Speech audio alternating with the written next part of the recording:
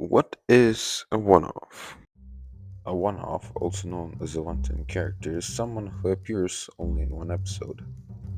Take for example Cars. There are surprisingly a lot of background and minor characters, even some made for merchandise purposes. For Thomas it's like Rickety or the Soda Story Collection engines. The hit era has a bunch of one-off characters that were simply made for merchandise.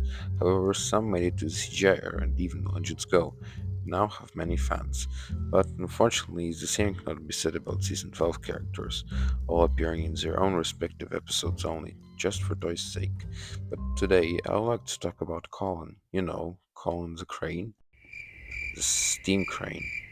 You mean you don't remember him? Alright. Colin was made around 2007 for season 12, along with Flora and Hank. He is, well, a stationary steam crane who works at the wharf loading cargo from the engines to be taken on the canal, and that's, well, all he does. Colm appeared in only one episode, The Party Surprise. In it, the Finn controller is having a party at his house. Colm feels sad because he cannot go, but then Freddy comes up with a plan to have the party surprise at the wharf.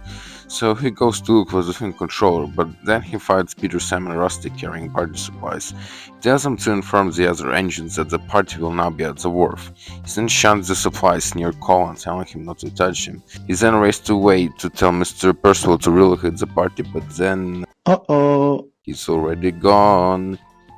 And the Finn controller tells Colin to unload the flatbeds, but Freddy told him to wait for him, but he wasn't there, so Colin had to unload them.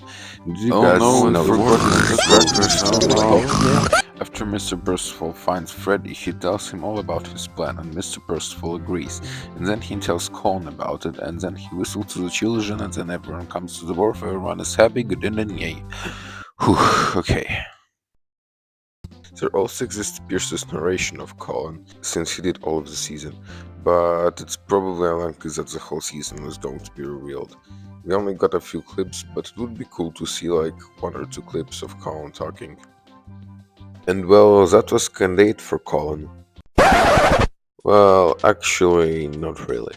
An animation studio called Guru made concept art for King of the Railway, and apparently there was a chance it would be the studios that would animate Thomas after Nitrogen. But that didn't happen, and hit chose Arc Productions and later jumped to Toronto to animate the series. In one of the concept arts, they drew a hornbill looking Thomas, and is that Colin? Well, everyone, me included, thought it was actually him and that he was meant to return in King of the Railway. However, artist Scott Kalp confirmed that he simply needed a crane and Colin wasn't intended to return.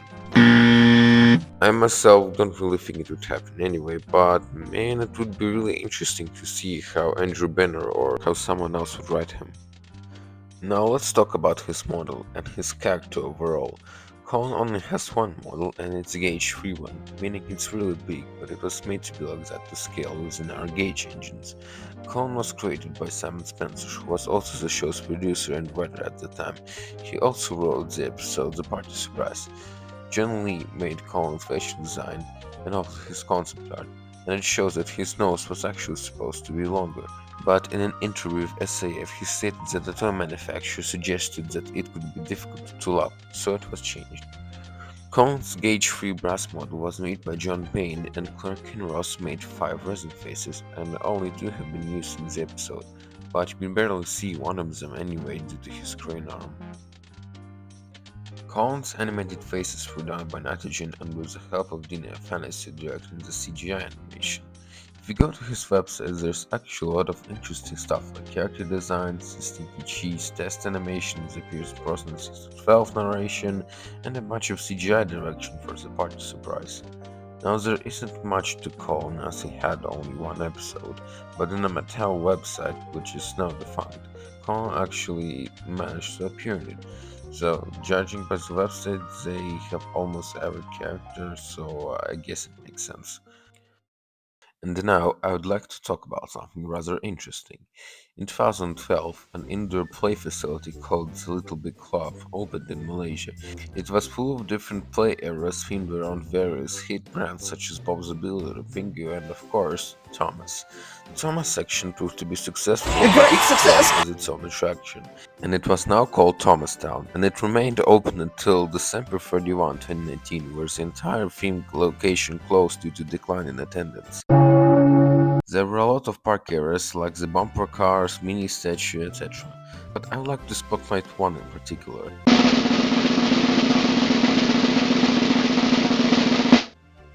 The Colin Crane Drop Ride. It opened around 2012 when the facility was first opened. It was built by an Italian manufacturer Zamperla, and well, that's pretty much it.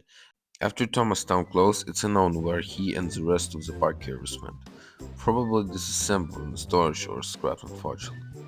Though I hope we can one day see him again. 2025, he was revealed to be in the huge prop store auction. It had a huge assortment of props from different eras. There were like close-up models, buildings, animals, human figures, and full characters. Colin, of course, was one of the character props I sold.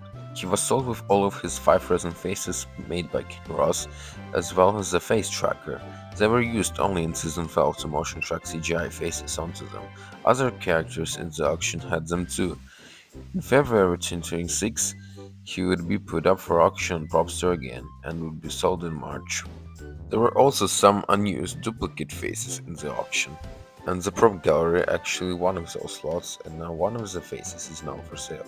Colin also made a few appearances in books. His last one was in 2021 in Friends Around the World. Also, when he made his first book appearance in 2011, in the Big Book of Vengeance, not counting his own book, it actually states he's a diesel powered crane, which is, well, wrong, but alright. Colin also appeared in the James Searched It Out book, as well as the James Searched It Out set. It was mainly an online exclusive and part of the Soda Story Collection line. It was available from 2014 to 2017 and featured an updated Colin with a more CGI design and like more realistic bricks, I guess. And well, that was basically the last merch of Colin. And speaking of merch, I decided to collect Colin's merchandise. Let's start off with his take and play, and oh, yeah, I mean, this one's not really good. I get it that it's like a fold up set, and it's like a taking place kind of thing, but I mean, it's just not a very good presentation of Colin. I mean, at least he has some like cargo he can lift. The face is kind of nice, separate roof, some detailing and stuff, and the artwork is nice, I guess. But why did they choose Charlie? Why not Freddy? I mean, it's kind of an odd choice. They never even met. Like, what?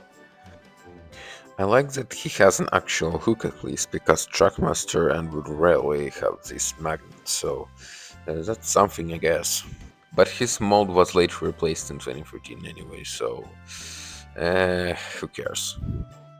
Now, next up is Wood Railway, and actually, I really like this version of Colin.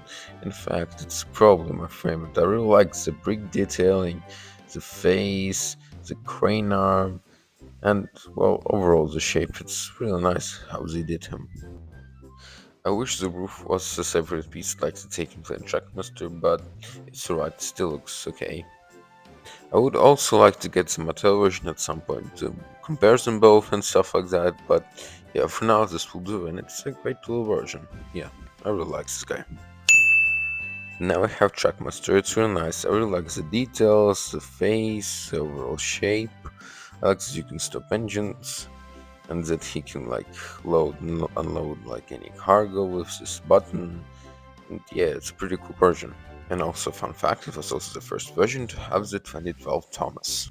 And the last Colin in my collection is the real Colin. Yeah, okay, you knew this was gonna happen. Yeah, you knew this. Yeah, Yep, you you knew knew the. this.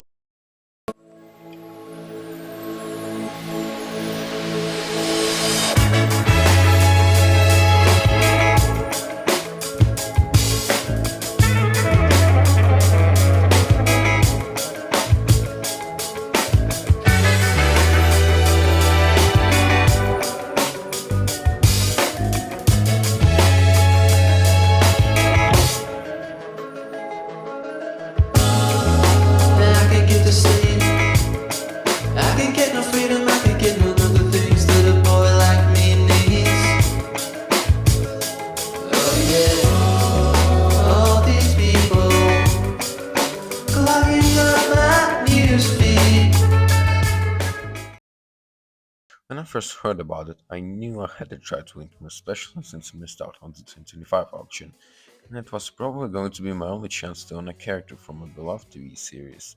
Now, I assume that some of you already know this, but it's not my first probe. I have two more props actually, but I very briefly shared and talked about them and never shared them on YouTube.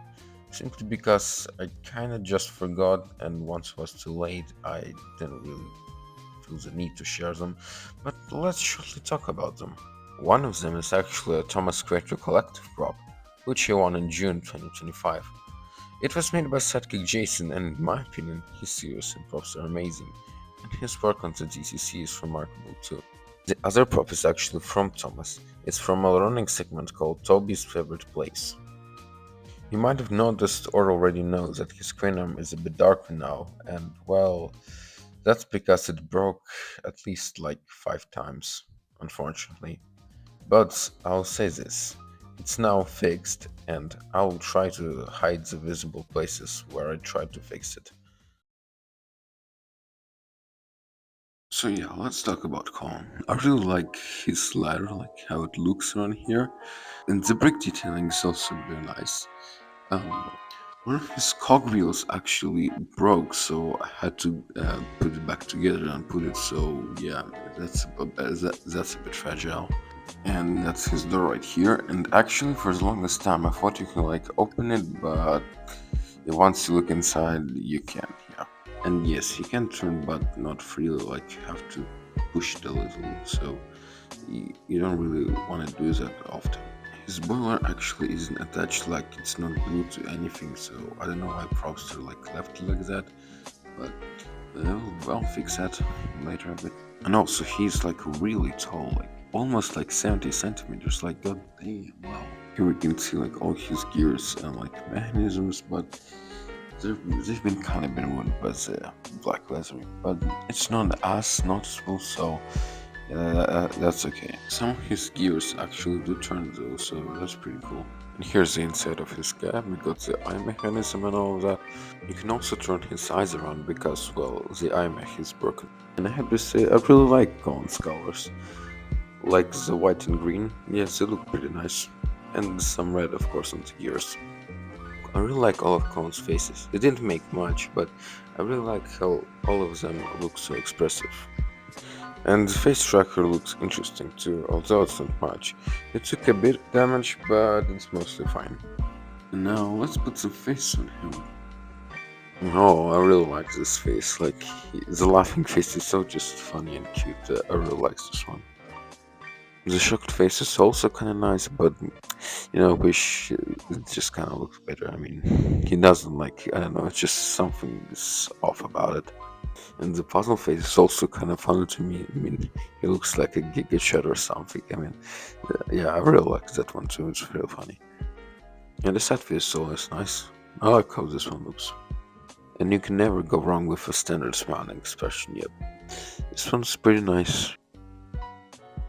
And well, that's it for now. We had an incredible journey, but now it's time to rest. So here's a goodbye from Colin the Crane, and hopefully you will see him all again soon. Thank you for watching.